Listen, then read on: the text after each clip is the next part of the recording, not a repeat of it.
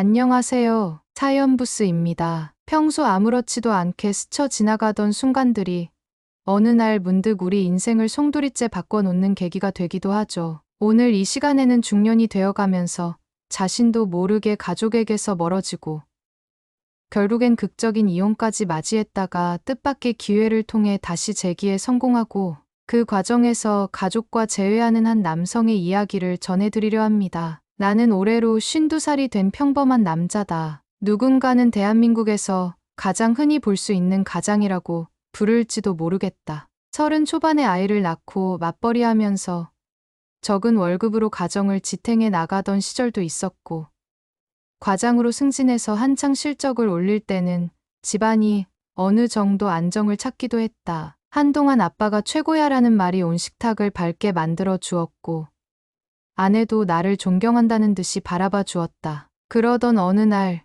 거울 속에 비친 내 모습이 마치 남처럼 느껴지기 시작했다. 지금 내 삶은 제대로 굴러가고 있는 걸까?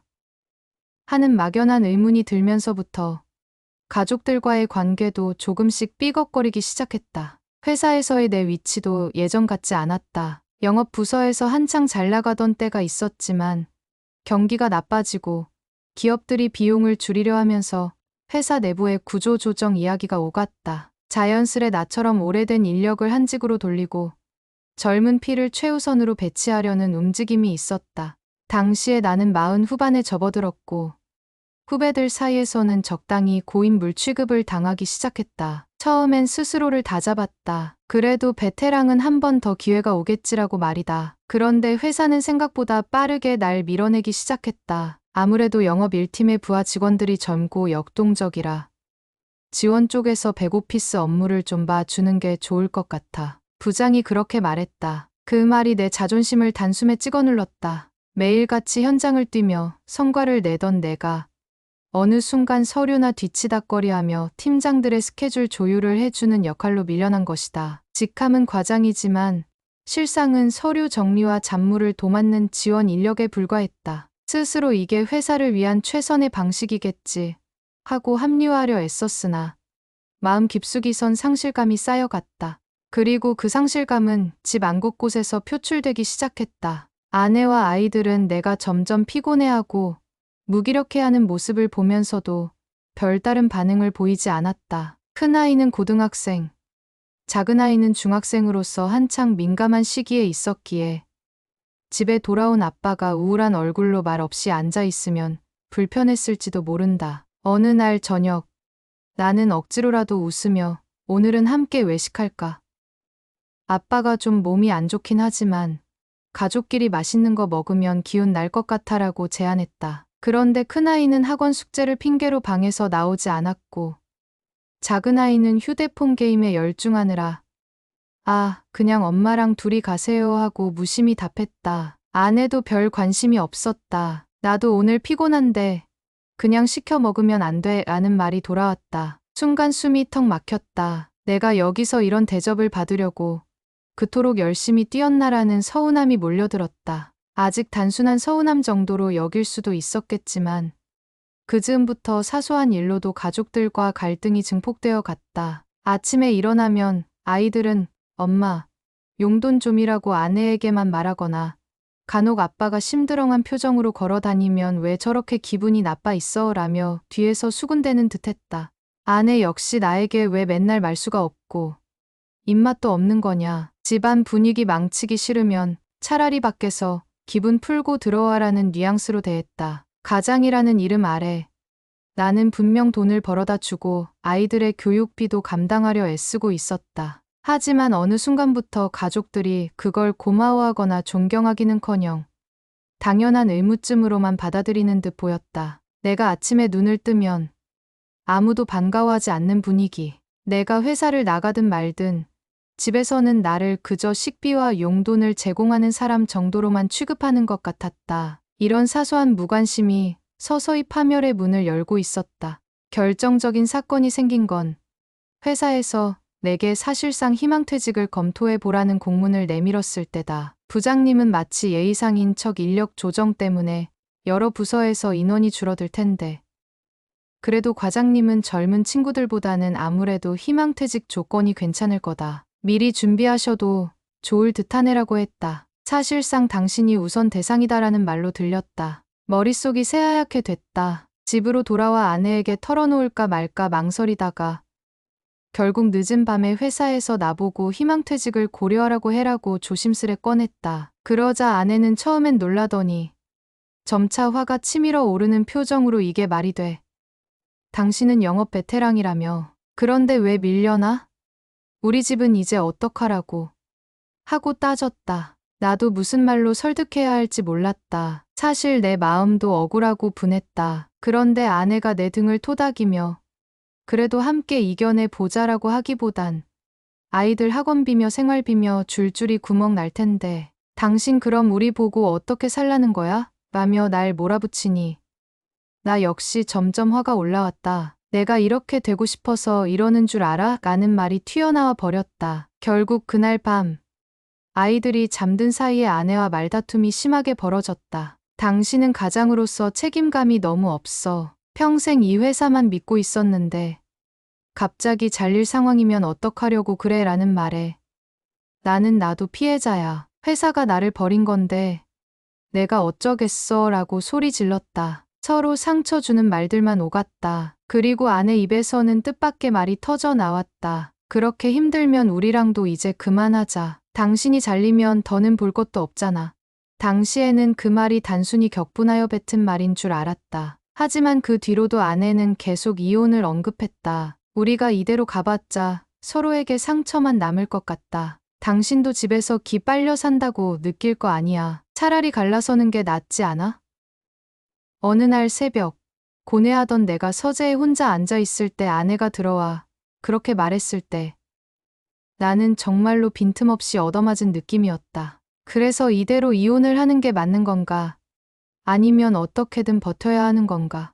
선택지를 놓고 갈등하던 시간이 길어졌다. 그러나 아내도 생각보다 완고했고 갈수록 그녀가 내게 내뱉는 말은 한계점을 넘나들었다. 아이들 역시 미묘하게 나를 피했다. 큰아이는 대놓고 아빠, 어차피 요즘 집에 있어도 TV만 보고 화만 내고 기분 나쁘게 굴잖아라며 반항적인 태도를 보였고 작은아이는 분위기에 질려 나를 아예 회피했다. 주말이면 친구들과 나가서 안 들어오고 내가 애써 같이 밥 먹을까 해도 배 안 고파요라고 차갑게 말하곤 했다. 어느 날 밤 가족들이 다 잠든 뒤 텅 빈 거실에 불을 켜놓고 홀로 앉아 있으니 차라리 내가 없어야 이 집이 편해질지도 몰라라는 생각이 들었다. 결국 회사는 3개월 안에 희망퇴직 여부를 결정하라는 최후 통첩을 내렸다. 실제로도 부서 내 중년 직원 몇 명이 퇴사 신청서를 냈고 나는 내심 언제 잘릴지 모르는 사람이라는 꼬리표를 달고 다닐 수밖에 없었다.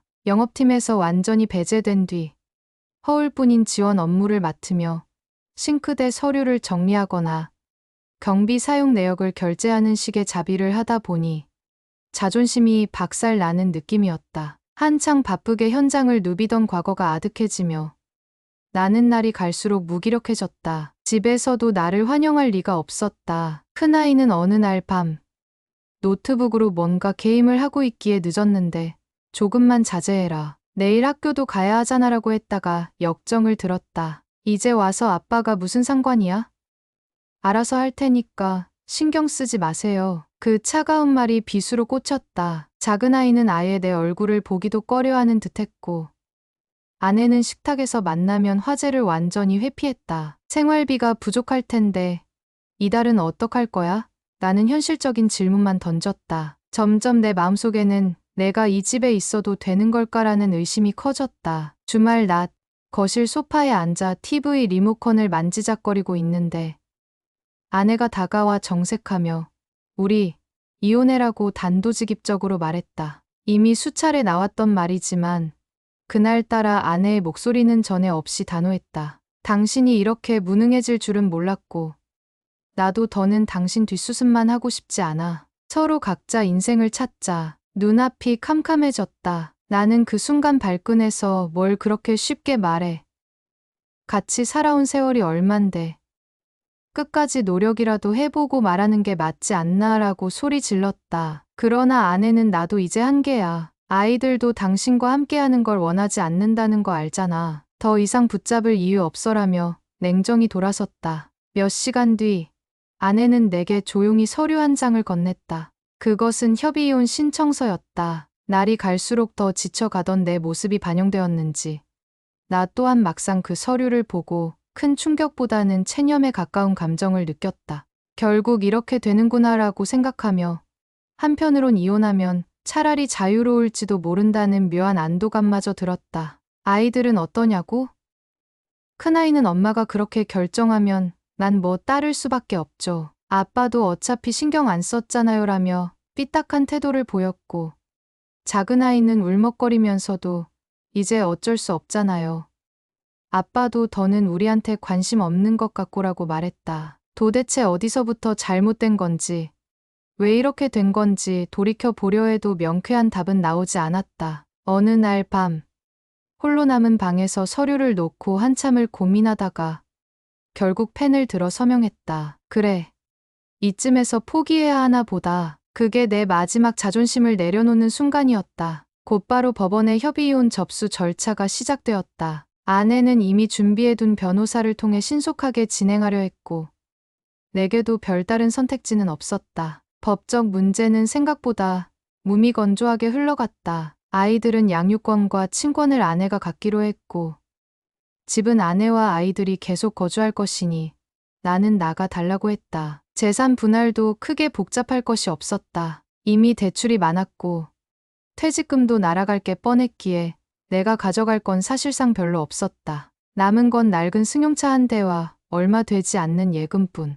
며칠 뒤 부장에게 희망퇴직을 신청하겠다는 의사를 알렸다. 아, 그래 그럼 인사팀에 바로 얘기하죠. 유감이지만 본인 선택이니 잘 처리하시길 바랍니다. 부장은 기계적으로 답했다. 회사에서도 나는 이미 정리될 사람으로 분류돼 있었나 보다. 그러고는 한 달이 채 되지 않아 회사에서도 정리가 끝났다. 갑작스럽게 모든 게 끝나고 나는 갈 곳이 없었다. 당장 집에서 나가야 했으니 모텔방을 알아보고 거기서 며칠을 전전했다. 그리고 법원에 가서 이혼이 확정되는 날 아내와 아이들을 마지막으로 보았지만 서로 차가운 눈빛만 교환했을 뿐 특별히 말할 것도 없었다. 그렇게 나는 아내와 아이들을 잃었고 직장까지 잃었다. 누군가는 뭐 다시 취직하면 되지 않느냐고 쉽게 말할지도 모르지만 이미 45을 넘긴 나이에 중년을 받아줄 회사가 어디 흔한가. 더구나 최근 경기는 좋지 않고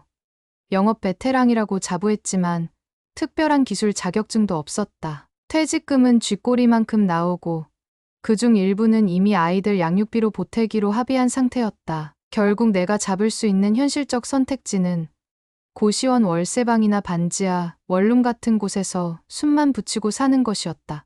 그런데 반지하를 구하려면 적어도 몇백만 원의 보증금이 필요했고 그마저 부담스러웠기에 결국 고시원을 선택했다. 처음 고시원 방에 들어섰을 때의 충격은 이루 말할 수 없었다. 비좁은 복도, 앙상한 형광등, 벽 하나를 사이에 두고도 옆방 소리가 들릴 정도로 얇은 공간. 가구라고는 작은 책상 하나와 매트리스 위에 덩그러니 놓인 베개뿐이었다. 그야말로 도망친 사람들의 마지막 피난처처럼 느껴졌다. 내가 이 지경으로 전락했나라는 참담함이 몰려왔지만 돌이 없었다.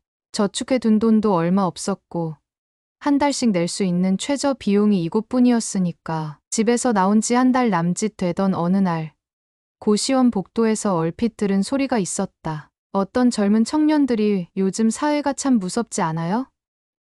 우리 아버지 같은 분도 회사에서 잘리면 진짜 답 없다고 하던데라고 대화를 나누며 지나갔다. 그 순간 내 심장이 덜컥 내려앉았다. 저기서 말하는 아버지 같은 사람이 바로 나일지도 모르지. 문득 잊고 있던 수치심이 되살아났다. 이 아이들은 적어도 미래를 위해 고시원에 들어온 건데 난 이혼과 퇴직을 한 번에 겪고 도망치듯 들어온 셈이니 고시원 생활은 생각보다 더 힘들었다. 몸 하나 눕히기도 빠듯하고 밤늦게까지 옆방에서 떠드는 소리가 고스란히 다 들려 잠을 설치기 일쑤였다. 그렇다고 낮에 편히 쉴 수도 없었다. 밖에 나가면 갈 곳이 마땅치 않아 결국 공원 벤치를 전전하거나 편의점 탁자에서 컵라면을 먹으며 시간을 때웠다. 그러다 저녁이 되면 다시 고시원으로 돌아오는 시기다. 이혼 후 아이들과 연락을 끊은 지 오래였지만 가끔 작은아이에게 메시지를 보내보았다. 그러나 아빠,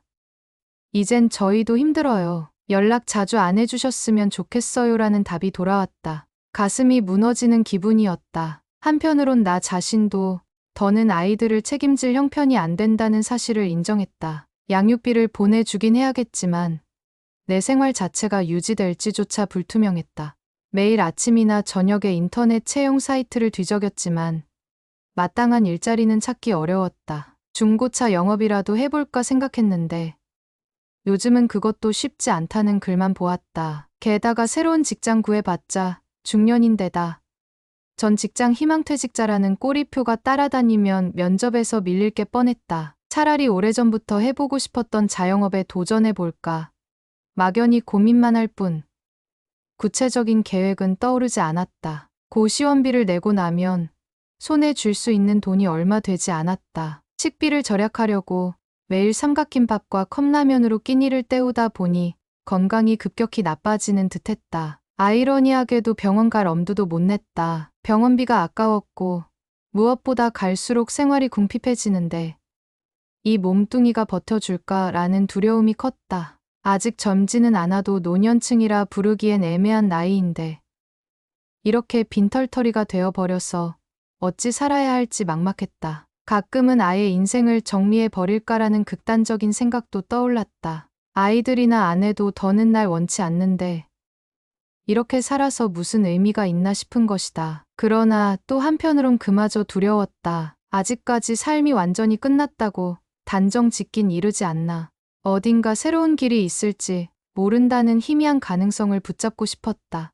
그래서 매일 밤 고시원 좁은 방 천장을 바라보며 조금만 더 견뎌보자. 뭔가 방법이 생길지도 몰라 하고 스스로 주문을 걸었다. 그러나 막연한 희망만으로 어둡고 습한 이 방에서 오랫동안 버틸 수 있을지는 불투명했다. 그렇게 무기력한 나날을 보내던 중 우연히 SNS를 통해 과거 회사 동료가 작은 식당을 인수해 장사를 시작했다는 소식을 들었다. 한동안 고민만 하던 내게는 나도 자영업을 해볼까라는 불씨를 다시 지피는 계기였다. 어차피 직장 구하기는 쉽지 않고 남들보단 영업에 대한 감각이나 경험치가 조금이라도 있을 테니 장사라도 해보면 어떨까. 물론 초기 자본이 많지 않으니 큰 가게를 열 형편은 아니었다. 하지만 소자본으로도 할 수 있는 길이 있을 거라 믿었다. 그렇게 알아보던 중 재래시장에서 노점 과일 장사를 시작할 수 있다는 정보를 얻게 되었다. 대형 도매시장에서 과일을 떼다가 재래시장 골목 한쪽에서 박스 깔고 팔면 된다고 했다. 물론 허가 문제나 상인의 규칙이 까다롭긴 해도 워낙 시장마다 사정이 달라서 쉽게 발 디딜 수 있는 곳도 있다고 했다. 퇴직금과 남은 적금 중 일부를 모아 노점을 해볼 정도의 자본은 만들 수 있었다. 이게 정말 가능할까라는 의심도 있었지만 달리 선택지가 없기에 도전해 보기로 마음먹었다. 고시원에서 새벽에 일어나 도매시장으로 과일을 사러 다니는 생활이 시작되었다. 각 과일을 떼어 트럭에 실은 다음 낡은 승용차 트렁크에 옮겨 싣거나 콜밴을 잠시 빌려 옮기고 다시 시장 골목으로 들어와 노점을 펼쳤다. 초짜인지라 허둥지둥하기 일쑤였고 때론 다른 상인들에게 혼나기도 했다. 이봐, 여기 길 막지 마. 손님들이 지나가야 하잖아라든가 물건 얼른 치워. 같은 말에 심장이 덜컥덜컥했다. 한편으론 회사에서의 스트레스에 비하면 이런 게 나을 수도 있지 않나 하고 스스로를 달랬다. 첫날 장사는 매우 초라했다. 지나가는 사람이 거의 없어. 빛 좋은 과일이 몇 상자나 팔리지 않고 남았다. 결국 해 진력의 헐값으로 넘기거나 일부는 버려야 했다. 경제적인 타격보다도 내가 이 나이에 이렇게 길바닥에 앉아 헛되이 시간을 보내고 있나 싶은 자괴감이 더 컸다. 그래도 다음 날 다시 일찍 일어나 도매시장으로 나갔다. 그냥 포기해버리면 정말로 갈 곳이 없으니까. 며칠째가 되자 조금씩 감이 잡혔다. 어떤 과일이 신선한지, 단가는 얼마쯤이 적당한지, 주말에 사람이 몰리는 시간대는 언제인지, 잔돈을 준비하는 것부터 포장 봉투를 챙기는 것까지 하나하나 시행착오를 거치며 배우고 있었다. 한 번은 힘겹게 골라온 멜론 박스가 안에 곰팡이가 피어 있는 것을 깜빡 놓쳐 손님들에게 판매했다가 환불 소동이 벌어지기도 했다. 그 과정에서 상인들이나 손님들로부터 욕도 먹고 무시당하기도 했다. 하지만 한편으론 곰팡이 난 멜론을 샀다고 해서 큰맘 먹고 시장까지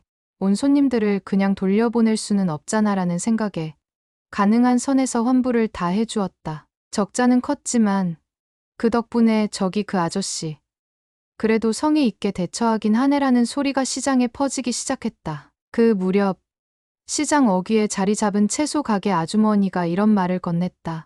우리도 처음에 과일 장사하다가 쫄딱 망했었지. 근데 망해도 다시 도전하면 언젠가 길이 보이더라고. 괜찮아요. 힘내봐요. 뜻밖의 격려였다. 집에서조차 들어본 적 없는 따뜻한 응원이 마음 깊이 와 닿았다. 저녁에 고시원으로 돌아와도 이제는 나 오늘 뭔가 해냈다는 기분에 약간이나마 위안이 됐다. 과거 회사 생활을 하면서도 이렇게 순수한 뿌듯함을 느껴본 적은 별로 없었다. 장사가 서서히 자리를 잡아가자 나는 오래된 승용차 대신 중고 트럭이라도 하나 사서 본격적으로 해볼까 생각했다. 물론 대출받기는 좀 겁났지만 도저히 승용차로는 물량이 한계가 있었다. 결국 인터넷 중고 사이트를 뒤져 허름하지만 대략 운행에는 문제가 없는 작은 트럭을 찾았다. 시장 사람들의 도움을 받아서 정비도 하고 트럭 짐칸에 좌판도 간단히 설치했다. 그렇게 노점이 아니라 간이 과일 가게 비슷하게 꾸려 한 자리를 잡고 팔기 시작했다. 재미있는 건 그 과정에서 인간다움을 되찾아 가는 기분이 들었다는 점이다. 예전엔 조직 생활에 치이며 상사와 동료들을 상대하느라 사람 대하는 방식이 어딘가 기계적이었다. 성과만 나오면 그만이었고 성과가 안 나오면 갈등과 스트레스가 쌓일 뿐이었다. 그런데 시장 장사는 다르다. 한 명의 손님이라도 반갑게 맞아야 하고 아이고, 오늘 잘 사셨네요. 맛있게 드세요. 라고 진심으로 인사해야 다시 찾아온다. 상인들과도 서로 돕고 도우며 새벽에 물건 살 때 같이 가자 오늘은 과일 상태 어때? 같은 대화를 자연스럽게 나누었다. 어느새 내 입에서는 다시 웃음이 흘러나오기 시작했다. 아침엔 피곤해도 콧노래를 부르며 트럭에 과일을 싣고 시장에 나가 상인들과 담소를 나눈 뒤 물건을 펼쳐두고 손님들을 반갑게 맞았다. 하루 종일 뛰어다니느라 몸은 고달팠지만 마음만큼은 이전보다 훨씬 건강해지는 느낌이었다. 고시원 방도 예전처럼 음울하게만 느껴지지 않았다. 장사로 하루를 정신없이 보내고 들어오면 그냥 쓰러져 자면 됐다. 그리고 다음날 새벽 다시 일어나 또 뛰면 되는 거다. 물론 가족 생각이 안 난 건 아니다. 장사가 조금씩 괜찮아지자 아이들이랑 아내는 어떻게 지내고 있을까? 혹시 학원비 때문에 힘들어하진 않을까?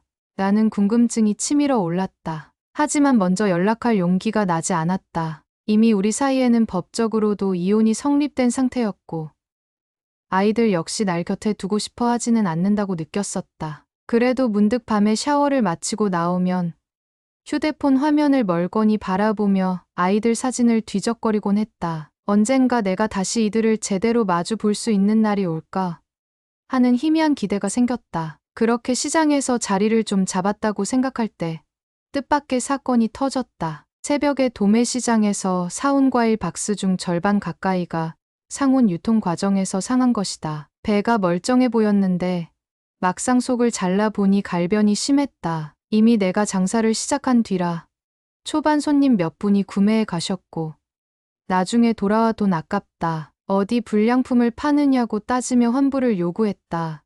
또다시 이 상황이네 하고 머리를 감싸 쥐었지만 거절할 순 없었다.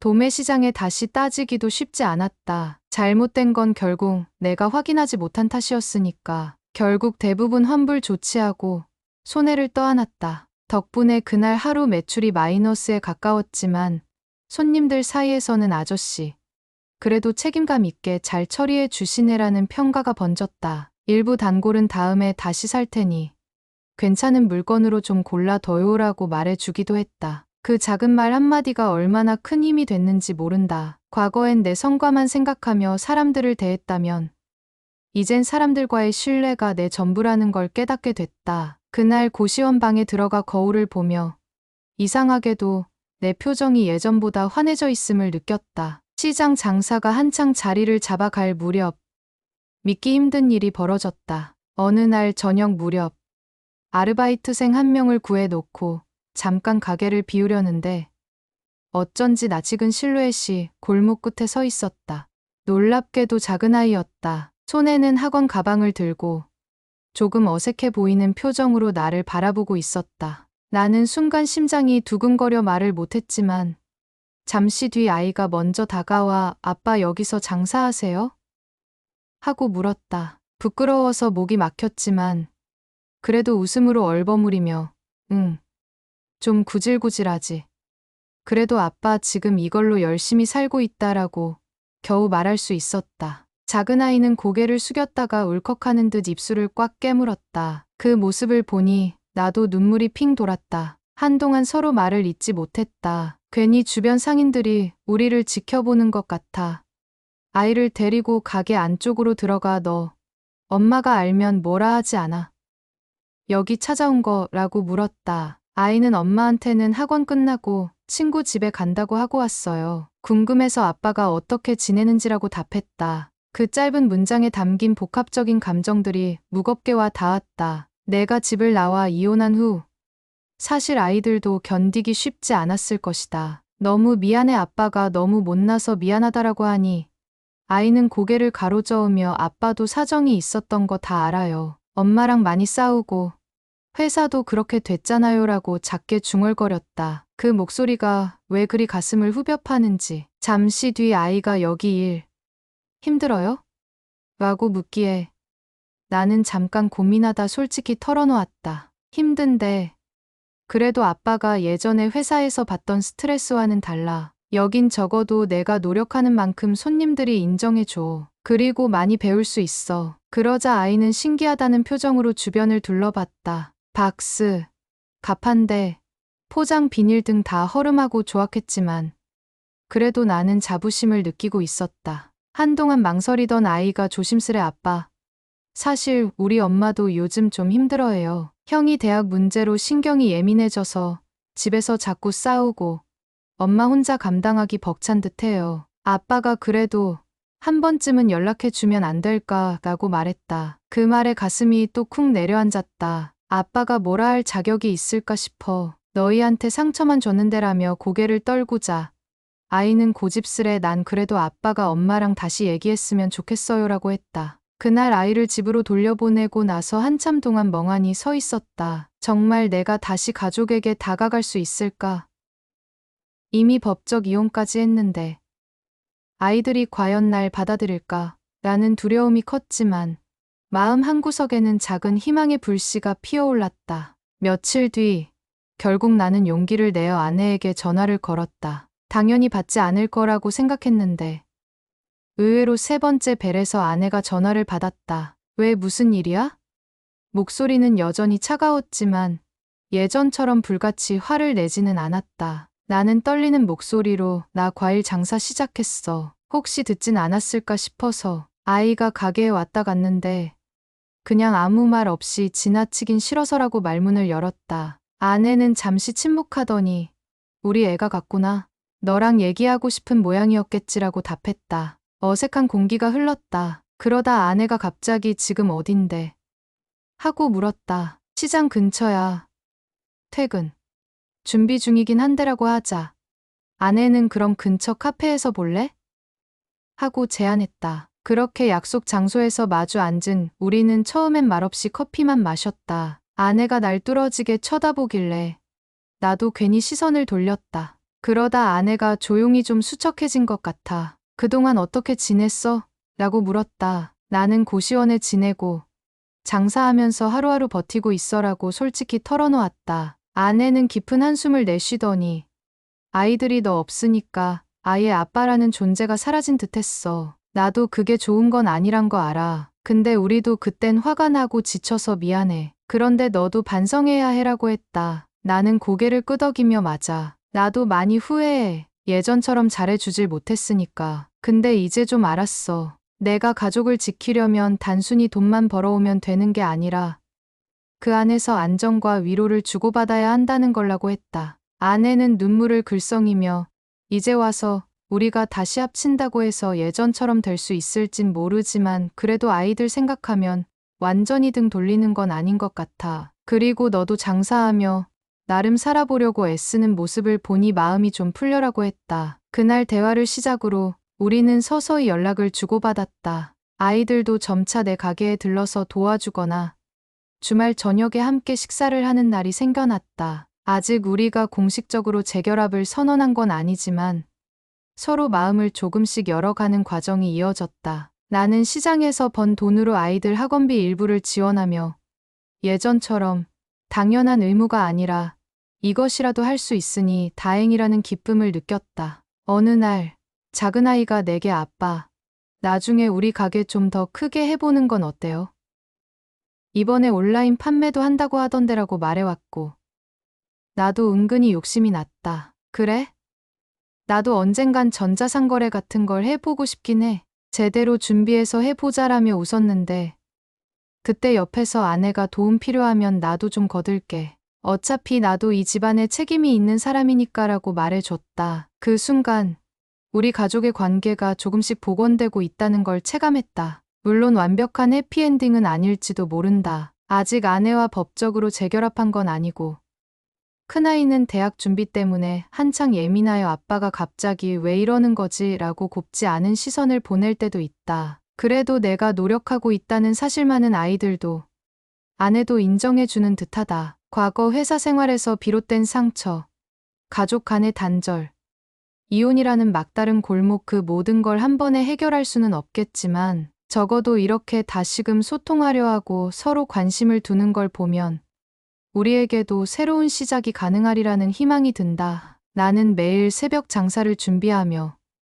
그래, 오늘도 열심히 과일 팔고 아이들한테 떳떳하게 전화할 수 있는 사람이 되자라고 다짐한다. 예전엔 가장이라는 타이틀에만 집착했고 돈만 벌면 책임을 다했다고 여겼지만 이젠 생각이 달라졌다. 가족이라는 것은 서로의 부족함을 메워주고 힘들 때 손을 내밀 수 있는 존재라는 걸 늦게나마 깨닫게 되었기 때문이다. 언젠가 완전히 다시 함께 살거나 혹은 새롭게 서로를 보듬는 가정의 형태가 만들어진다면 이번에는 절대 그 기회를 놓치지 않을 거다. 그렇게 나는 과거보다 훨씬 더 낮은 곳에서 다시 출발했지만 오히려 그 과정에서 사람의 정과 희망, 그리고 가족의 소중함을 배웠다. 문득 장사 중간중간 틈이 생길 때 아이들에게 오늘은 어떤 과일이 잘 나가더라 같은 일상적인 소식을 전하면 작은 아이가 오, 그럼 퇴근 후에 그거 좀 가져와요. 먹어볼게요라는 답을 보내올 때가 있다.